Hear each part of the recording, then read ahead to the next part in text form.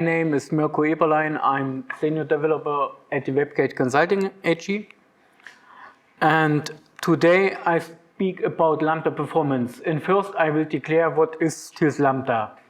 A typical serverless web application means that you don't need to perform any software engineer to give you a server where you can run your backend. You have only to program some front-end stuff, and then if you have the need to access any database like DynamoDB or MySQL or Oracle SQL or something else, you need functions to connect them.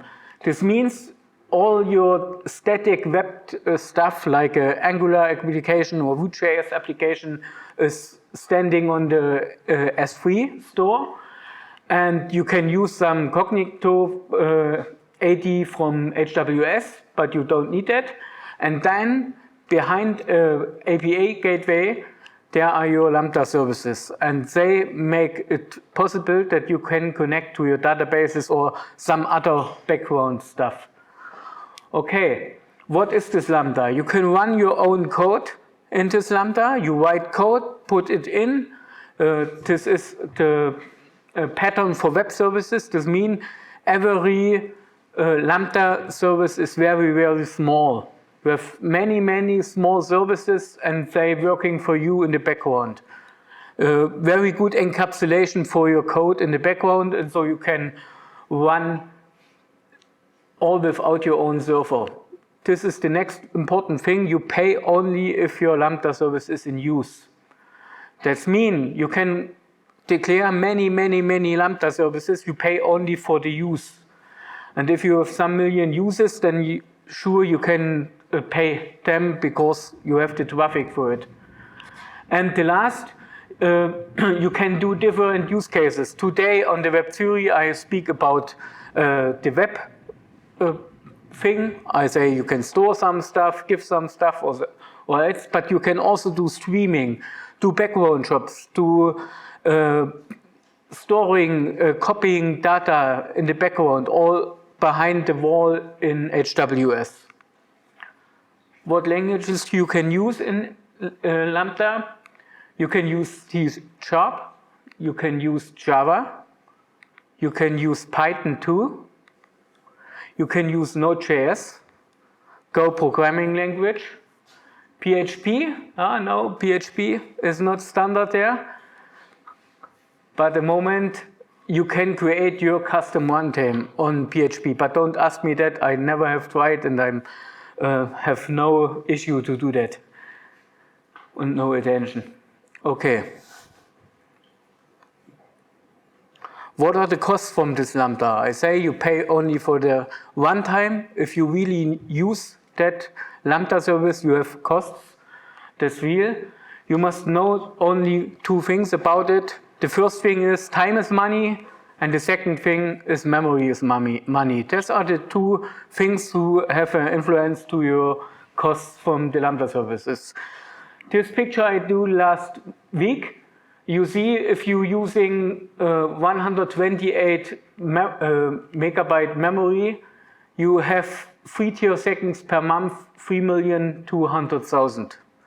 That means if your function does not longer have not longer runtime than 100 milliseconds, then you have 32 million free cores every month, so long you have the account there. That means every small company who has no 10,000 or more customers every day can use it for free. I have many, many Lambda services, and I have never paid for any one of them. In my test cases I use 256 MB RAM. This means I have 1,600,000 seconds free per month. And now the next 1,600,000 seconds will only cost $6. That's nothing. It's very, very cheapy. It's get expensive if you're a big company. If you have many traffic, then yes, you will pay something. Like Datsun or Netflix, I don't know how much they pay every month, but for small companies, it's very, very cheapy thing to do.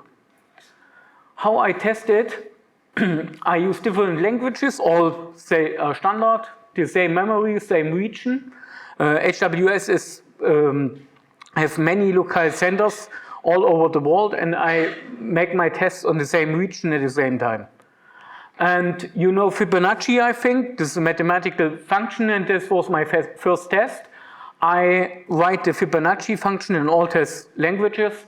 And this first, you know, there's a code start in every program. This means if you start your Lambda service the first time, AWS take your code and bring it in your own one time to run. This will need some time. It's different from language to language. This means that the first call to your Lambda function is a little bit longer, but not nice for customer experience. But I will say you later solution for that. And here are the results for Fibonacci. If you see, you have a very big course start for Python and for C#. Java is okay. Node.js is small. But after this, if you see here, Java and C# precompiled languages will run very fast, go to. Yeah. Here you see the different. If I take all of this, the middle value is 191 seconds by only 9 additional calls. If you do here, when he started more than 1,000 or 3,000 calls, you can see how less money you pay. You pay per 100 milliseconds on Lambda AWS, and this means if you have a difference between the languages, what goes over 100 milliseconds, it's had an impact to your costs. This is very important to know. You see also here, this surprised me, Python is in calculations very, very bad. I don't know why. I think my function is okay. I'm no top Python developer, but it's easy stuff. It's very small, only 7 lines of code, but it's very, very, very long time every call. It depends how you do it. The Fibonacci you can do in CPython, which compiles to C. So yeah, but it's not here, not on Lambda. Lambda. You did recursion or something. Then Python is very slow. Yeah, it's recursion. Yeah, I think so. Yeah. Okay, I think okay. This is one case you can use. The next case I used is okay. AWS give you the same GP function what you have for Lambda functions for databases too. You can use the key value store DynamoDB, and you pay only if it's used.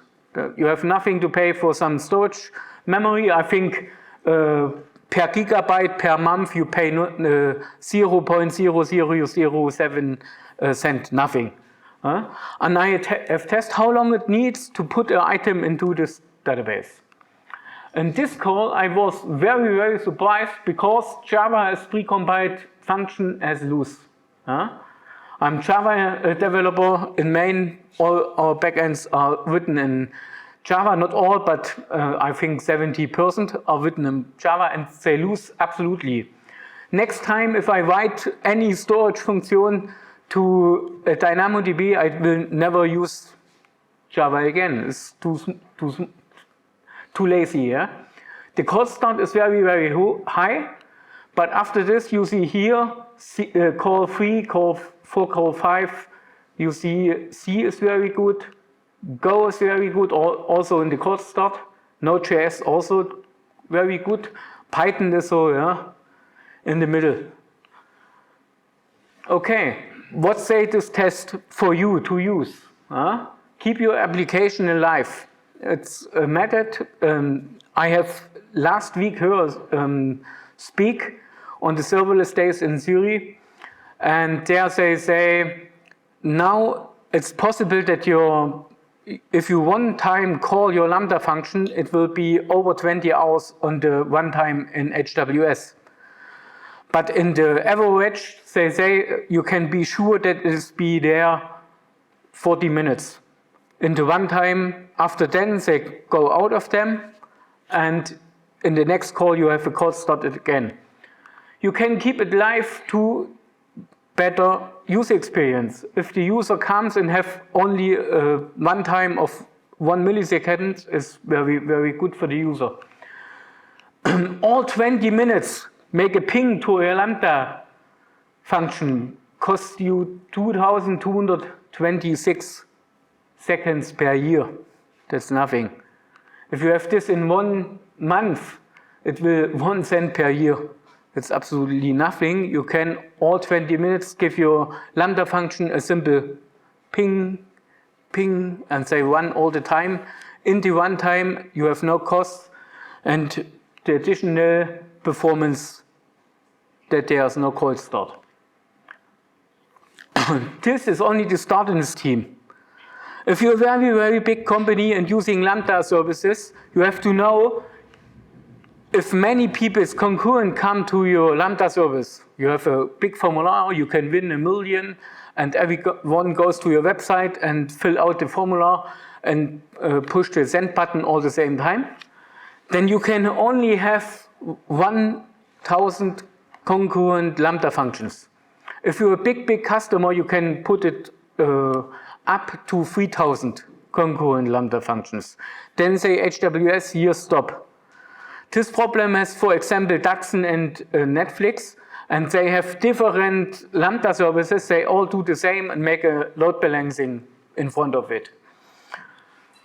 You have to show for the concurrent. You have show for the maximum starts. The next thing, you cannot do a cold start ping for many concurrent functions. It's not possible. If you have so big functions, you have to show that you optimize your Lambda services. What can you take away? Think about your customers and your application in front you develop. Monitor the usage. If you use Lambda services, it's not bad if you sometimes go there and look, oh, how long takes my Lambda? The language has an impact to the costs. You have to know that.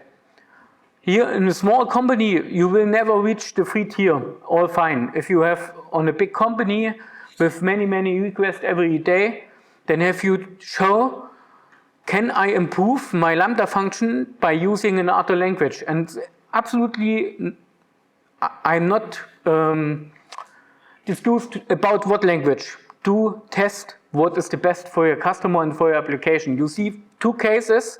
In one case, Java was the best, in the other, the loser. Absolutely. And you have to show what do I do and how can I make my tests better.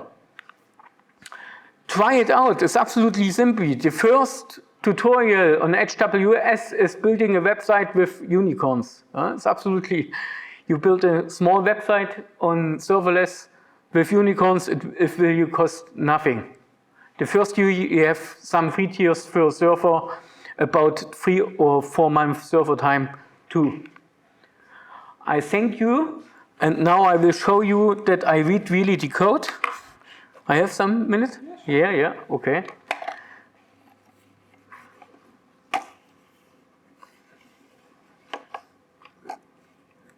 I go. There's my mouse. Okay. First thing I have showed to you, there's a typical. Yeah, This is a typical small Lambda function. In this case, you see here a Node.js Fibonacci. And here's your handler. You say here what handler will called. If the Lambda function is called, you say index.js and then the function handler. That's your handler.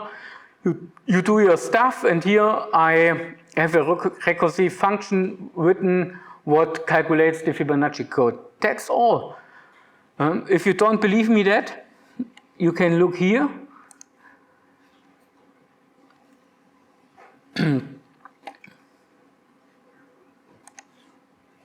This is the DB save on Node.js. If you try to show into your Java code or your C# code or your code is precompiled, you see nothing. You have to upload a zip folder. Okay? Not longer you create a request data, a table name, key, the table is in the same region, and that's all to store some stuff. Very, very short functions. And I know you have to write for every function you do own service. This is the best way. Don't start to do here, oh, what will the user do? Save, put, and any conditions here ask nothing. If you do a put, you call a put service. If you save new, you create a save service, and so on. And the last thing I will show to you, you have the possibility to use the API gateway. With the API gateway, you can access your Lambda services from the web. The API gateway show that nothing can attack your Lambda services. DDoS attacks and so on, all handled by AWS. You have nothing to do with that. No security on the server, yay. No engineers I have to ask something. No, very, very, very great. And here I have done it in, there's it, Fibonacci C. I have declared API gateway. You get here an API endpoint. You have to do some stuff. It will not in time today, but you have to declare some things on the function, and then you have this endpoint. And over this endpoint, you can call it. I have here the postman. Everybody know that. I have here my function. I give with the count 7. And make a send and get a request if I have in, yes. And here you are, get the response. And it's all go over the API gateway, and then you save with DDoS attacks, some other stuff. Nobody can make many requests that you have pay many money, and so you're on the safe side. If you do an own application on AWS, believe me, first take your handy and make a two-factor authentication. I can tell a story for a customer of me in Switzerland, bank, and the chief of the bank informatic have an AWS account. They start for the bank to do all the stuff who can public do on AWS. Someone has stolen his account data, and he has overnight over 3,000 servers online to calculate bitcoins. Yeah? Think about it. Here my contact data, you can see it in the presentation. It will give it away. And any questions? I'm here, I drink beer, you can ask me later, no problem. Okay, thank you for your attention.